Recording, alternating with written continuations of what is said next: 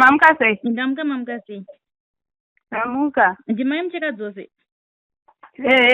Okay, ndinonziwo Elizabeth, ndiri journalist weZim News. Muri upi? Mutori wenhau mama. Alright. So ndakufonerayo ndaifollowa nyaya yemwana yatariro. So ndakufonerayo kuti nditaure nemi ndizive kuti zvakafamba sei, then tochikubatsirewo kutsvaga mari yekuti akwanise kunotorwa kuMozambique. Alright. So handizve kana makasununguka kuti titaure nezvenyaya yacho. Ndakasununguka. Alright. So ndoda kuti mama titangire tariro aine 5 years. Kumusha aita nekuzomuwana kwamakaita svondo rapera. So ndoda kuti titaure musi washaika tariro achibva kucreche aine 5 years. Zvakafamba sei sekurangarira kwenyu samama? Ndingatoti mumashure mwana asati ashaikwa ba. Tatosiyana nababa wacho kudhara. Saka ndailoja kunonzi kuDarlington mwaMutare imomo. Pane pakatomboya baba acho namukoma acho vachindida vaida kutondirohwa maererano nemwana iye vachida kutotora mwana iye zvinharo. Tikazonga tatoenda paMutare Central Police tikazomunomhangara ipapapo. Saka vobva vazonzi aiwa siyai mai vachigara nemwana. Then ndobva ndazotama kuenda kuSakubva kuMaotiese kwendakazova ndiko kwandakazoshaira mwana. Wakanditsvaga futi pandinogara ipapapo. Wakapedzisira warudzwa nehama dzacho dzinogara muSakubva ndinogara pamachechi. Saka pekutanga wakambouya baba wacho bva wadzoka. Kechi2 ndopawakazodarika musi wa9 December wachienda kuMozambique. Ndopa musi wa9 iwe ndanditori kubasa kutaundi. Ndichibva kubasa inini ndichisvika pamba.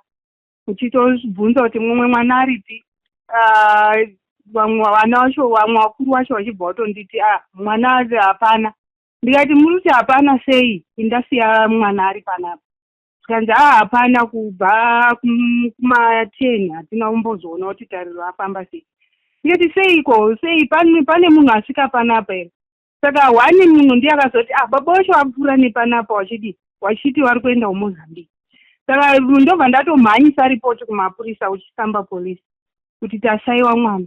Saka mapurisa ndopakabva atomufonera ari kuMozambique. Zvikanzi tiri kushaya mwana tariro kunoku. Waenda nemwana here? Abva ati handina kuenda nemwana. Saka zvikanzi uchitouya kunoku kumapurisa. Uri kuita nezvekuMozambique zvikanzi tiri kuita nezvemabhezi. Saka wobva vauya paya. Auya ndopaakasvika pamapurisa achitaura kuti aiwa mwana mai wacho ndo ari kuziva kuti mwana akatika sei. Mwana anofanirwa kunge atoresa nechikomba chawo. Ndo manyoresero akaita padhoketi retakavhurisa. Saka inobva ndati ndandisina chikomba. Nyaya inga iripo inga yekuti ndakaenda kubasa ndichidzoka kubasa ndizwa kuti iwo wapfuura nepamba uchienda kuMozambique. Ndo patoshaikwa munhu. Saka handisi kuziva kuti kuzobva ipapapa wakafamba sei kuti azosvika kuMozambique mwana. Ndopetakatonzi nemapurisa saka chimbotsvagai. Tobva kutsvaga takaita 3 years tichitsvaga. Tikazodzoka futi kumapurisa tikati tashaiwa. Tikanzi kana mashaiwa saka hapana kwatingakwanisa kuti tiite. Izvo handisi kutoziva kuti mwana atopuka bhodhi. Saka ndo maitiro azvakaita kusvika izvozvi zvigore rineri paazokwanisa kutiza mumaoko emunhu yakakidhinepa mwana. Kutizawo area yacho iyo because mwana aishungurudzwa kurohwa kuitwa sei kuitwa mukadzi. Saka ipapapo akazokwanisa kutiza kubva munzvimbo yaanga ari iyoyo. Kutizawo kuuya kudhuze nekunonzi kuMaridzea kwaaitaura kuti ndakazotiza ndakuuya kunonzi kuMaridzea. Akazonosvikirawo pamba paamwe mai akazopisa pamba WhatsApp achiti ndinotsvagawo basa. Mai avo ndovachibvunza kuti hatingangotori munhu ari kuti tofamba achiti ndotsvaga basa tisingazivi kuti ari udepi wabereki wacho aripi. Akabva atsanangura nyaya yake kuti ini ndakabiwa kuMuzimbabwe mwaMutare muSakubva. Mama wangu aigara muMaotiese. Wakabva wataura nezita rangu. Mama wangu anonzi Mai Mucheka. Georgina Mucheka dzese vachibva vataura nemadzai vakomana newadika vabva vachitotumira paWhatsApp. Sekuti ini ndanga ndisina foni yeWhatsApp, ndakatozonzwawo nevamwe vane maWhatsApp. Tine meseji yatiri kuona paWhatsApp yekuti pane mwana ari kuMozambique ari kutsvaga vabereki vake nehama dzake. Ndokuchitozoziva kwetakaita kuti mwana ari kuMozambique. Handei ndanzwa muchiti pamakazodzoka ndopamakasvika muchishaya kuti mwana ari kupi, uye makanga mambonetsana nababa vemwana. Mhuri yenyu yakakura sei kuti muzonetsana kuti mumwe achiti ndipendende natariro, mumwe achiti ndipendende nemwana? Mhuri yenyu yanga yakakura sei panguva iyi? Mhuri yangu ndine vakomana 4, iye musikana ndochi 5, inamba 3 kubva kune vakomana vari wahombe wacho musikana. Then kumberi kwemusikana kune vakomana 2. Alright. Ndazwa muchiti baba vaiti ndipe ndigare natariro. Vaida vana vese here kana kuti vaingoda kugara natariro ega? Wakanga watoone imwe mhuri yawanga wakugara nayo. Inini wakanga wasina basa neni. Saka inini ndaye ndichiti kodzero dzemwana, mwana anofanirwa kuchengetwa ari mumaoko mamai kusvika ane 18 years. Kuti ndipe mwana kuna step mother, mwoyo wangu waitofila kutorwadziwa kutoti mwana wangu paachanoshandiswa nastep mother kuti azodzoka kwandiri pane nyaya. Ndopa ndiri kuti pakunetsana kwamaita panhau dzevana, vaida kutora vana vese kana kuti vaingoda tariro chaiyi? Aingoda tariro chete, zvokuti yakasara newadoko vakomana vadoko haana kumboita kana puresha yekuda kutora vana. Izvozvi kana sapoti chaiyo anga asingauyi, akanga asikatounzi. Ndeni chingozviraramira nevaneiva. Vadoko vacho vatoo magrade 4 kubva ECD, haana kumboita puresha nekuda vana. Asi pazongouya tariro ipapapa ndopaakutoita futi puresha kuti iwe waufanirwa kudini kutora mwana, toiti ndiwo anofanirwa kutora mwana uchienda naye. Ofuchi ipapapa kune makesi acho kumashure akaponda munhu kumusha kwawo ikoko akatobva buda muJeremani macho. Okay. Utariro wakashekeni makore mangani mama? Akashekwa aine 5 years. Atosvitsa 5 years. Okay. Izvo zvaane mangani? Izvo zvaane 18 years. 18 years. Zvinokuomerai zvakadii samai kushaya mwana ine 5 years? Mozongonzwawo nerunyere kupe pamaWhatsApp, pamaFacebook kuti pane shoko riri kusvika kuno remwana akadai. Tariro yenyu yanga yamira sei panguva yese yamaitsvaga mwana? Zvanga zvakakuomerai sei saamai? Zvakandiomera zvokuti pamwe pacho ndaitadza kudya kana sadza. Ndaichitofunga nezvake kuti mwana wangu ndichazomuona sei, ndichazomuona kupi. Ndaitodai kutorwadziwa, ndaigara ndakarwadziwa mwoyo wangu zvokutoti ipapo ndakatozoerekana BP nenyaya yekufunga nekuchema nguva yega yega, kuchema kuti mwana wangu ndozomuona sei. Pakasvika shoko iri rekuti aiwa mwana mupenyu, maratidzwa mapictures, even kutaura naye manzwa izwi, makanzwa sei saamai? Ndakazwa mwoyo wangu kunyewenuka, ndikatombochema kuti Mwari, mwazvita henyu, mwandionesa mwana wangu ndiri mupenyu, uye mwana wangu ari mupenyu. Hazvisi nyore kuti mwana anenge akakidhinepo akaenda kune imwe nyika uzomuona ari mupenyu achirarama. Asi ndinototenda Mwari kuti Mwari akakwanisa kumuchengeta. Neminamato yandainamata mazuva ese ndichipanya ndichiita sei, ndinoda kutenda Mwari. Hakusi kugona kwedu, asi kuti Mwari ndiye akarwira akakwanisa kupukunyusa mwana, akakwanisa kutiza panzvimbo yanga yakamuomera kuenda paikwanisa kuti akwanise kutaura kuti ndiri kutsvagawo vabereki vangu. Muchitanga kutaura nemwana, mashoko enyu ekutanga nemwana akanga akamira sei? Semunhu wamakapedzera kutaura naye ne5 years, mashoko enyu amai nemwana, muchinzwa izwi remwana wenyu, makatanga kutaura kuti kudii? Ndakatanga kutaura kuti mwaita henyu Mwari, mwaita henyu Mwari, mwandisanganisa nemwana wangu. Ndanga ndisingafungiri chairo. Iye wacho akatotenda kuti Mwari wakatichengeta kuti ndaisingafungiri ndichazosangana namai wangu.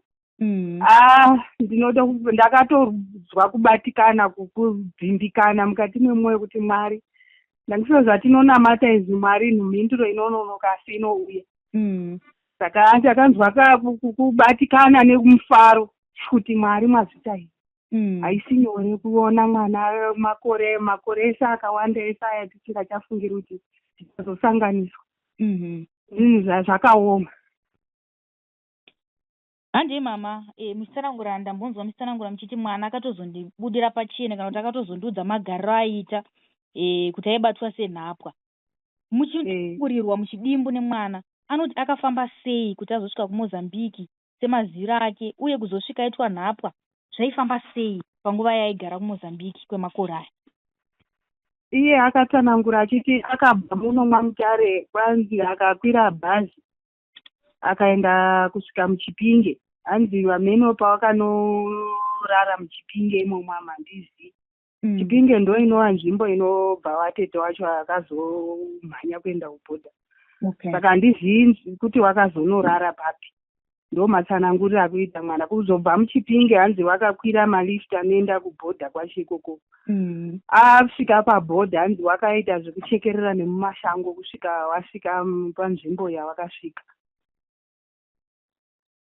Okay, so ari kuti kutaura kwaari kuita ari kuti vanhu vaaenda navo aitovaziva ndeve ukama hwake here kana kuti nekudawo ndikunzwa muchitaura zvatete? Kuchipinge ndo kwakaroorwa hanzvadzi yababa wake. Saka handizivi kuti ndo paakasvikira here kana kuti akasvikirawo pamwe pamba. Okay. So mazonzwa voisi svondo rapera kuti mwana ndiye ende mupenyu, makazokwanisa here kudzokera kuSakubva polisi kuti munotsanangurira mapurisa kuti mwana uya wataitsvaga kwemakore takazomuwana? Tisati tatoenda kutora mwana takatanga tatodzokera kupolisi techipa information iyoyo. Then tabva paChisamba polisi takaenda kuSocial Welfare.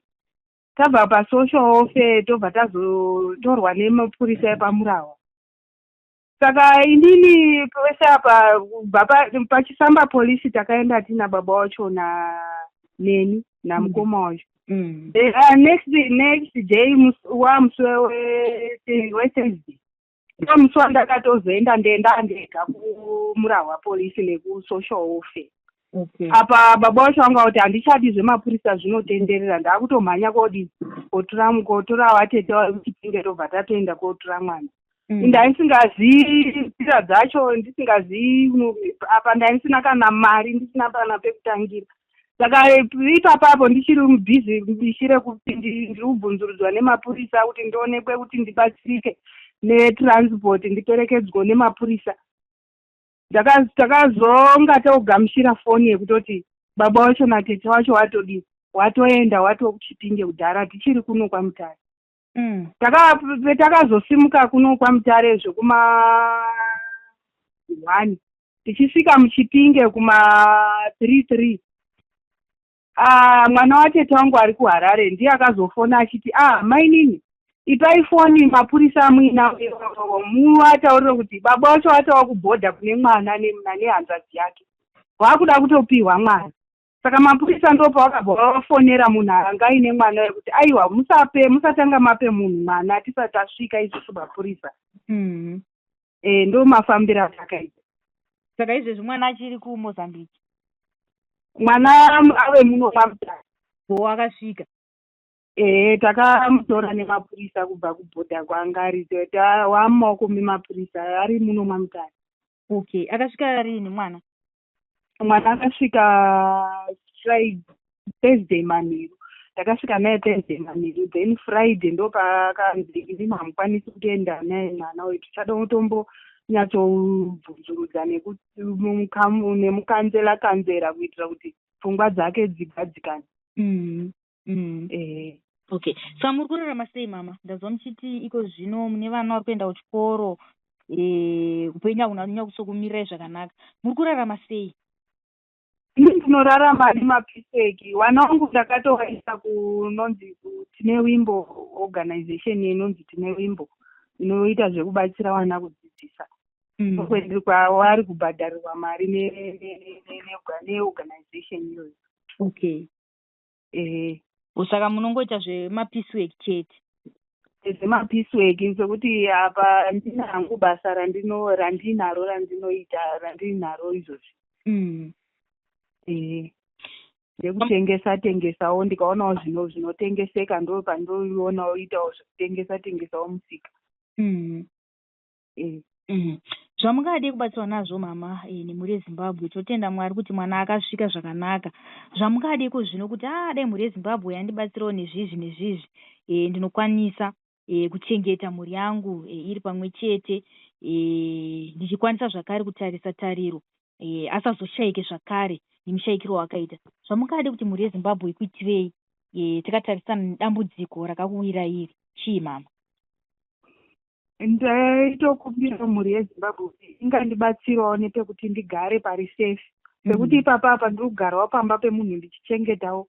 Handina mari yekuti ndinobhadhara rendi, handikwanisi. Mari yandinotsvaga-tsvagawo zvimapiecework ngeyekuti vana vanoone chekudya, vachionawo chekupfeka, nekutengawo mabhuku vana vachienda kuchikoro. Sekuti vana baba vacho vakatoramba kuti handina mari yandikwanisa kuti ndidzidzise vana, vakatoramba zvachose. Saka ndinova ndingasiyawo vana vangu vasina kuvhurika misoro yavasingaendi kuchikoro, hazviiti. Saka regai ndingoshingairira ndichingoitawo mapiecework, ndikutsvaga-tsvagawo zvimamuriwo nezvimadomasi zvekutengesawo mumusika kuti ndione kuraramisa munhu. Kurudziro yamungade kupawo kune mamwe madzimai, toziva kuti kune vamwe vanhu iko zvino vari kutonetserana nhau dzevana mushure mekurambana, baba vachiti ndipe mwana, mai vachiti ndipe mwana, zozosvika pakuti zvichida vana vanogona kutiza pamba, zvichida kunogona kuita matambudziko ekuti mwana anogona kushaika, sekushaika kwakaita tariro. Mashoko amini nawo ekurudziro kune mamwe madzimai kana kune vatingati macouples ari mubindu kunetsana nenhau dzekuwirirano yavo kana kuti yewanano yavo, mashoko amini nawo kwavari ndekuti kudii takatarisana nenhau dzekuchengetedzwa zvakanaka kwevana? Ini mashoko andinawo ngekuti chero dai zviome zvidii, ramba wakashingirira nevana vako, uchiwashandira, uchiwaita sei. Kana dai murume akanyafuratira akaenda kwaanoenda, ramba wakashingirira nevana vako, uchiwashandira, uchiwaita sei. Mwari haakusii wakadaro. Mwari anozondokurangarira nekufamba kwemakore nemazuva ekurarama. Saka madzimai handiri kuda kukurudzirai kuti rambai muine mwoyo wekuzwa kurwadziwa, sekurwadziwa kwatinoita nelabor pain yekubara.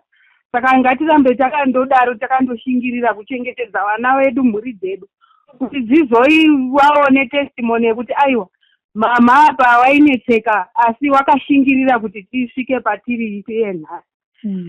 Ndo kurudziro yandinokusira kune vamwe madzimai kuti ngatirambe takadzokera tichiisa minamato pavana vedu. Ngatinamatirei mhuri dzedu, tinamatire imweya yakaipa kuti vana vedu vakure zvakanaka, tichishingirira kuvachengeta vana vedu. Aiwa, tinotenda mama. Tine chimbo chekuti sekutaura kwamaita mhuri yeZimbabwe ichaonawo kuti yokubatsirai sei, zvichida tarirwa akwanise kudzokera kuchikoro, zvichidawo nezvimwe maprojekti ekuti mukwanisewo kuriritira mhuri yenyu. Kana kune vamwewo vanoti aiwa isusu tine space yekuti maitariro vauye kuzogarawo kumba kwedu, kana kuti maitariro ngavatangewo kaprojekti kavo vagere apa, vanokwanisa zvakare kukubatai panhamba dzenyu idzodzi. Handidzo dzamunoshandisa paiko keshi? Ndidzodzo chaidzo. Dzinobudisa zita rekuti kudii? Dzinobudisa kuti Georgina Muchekadzese. Okay. Aiwa, tinotenda mama, muve nezuva rakanaka. Tinotenda mazita enyu. Tinotenda. Tinotenda.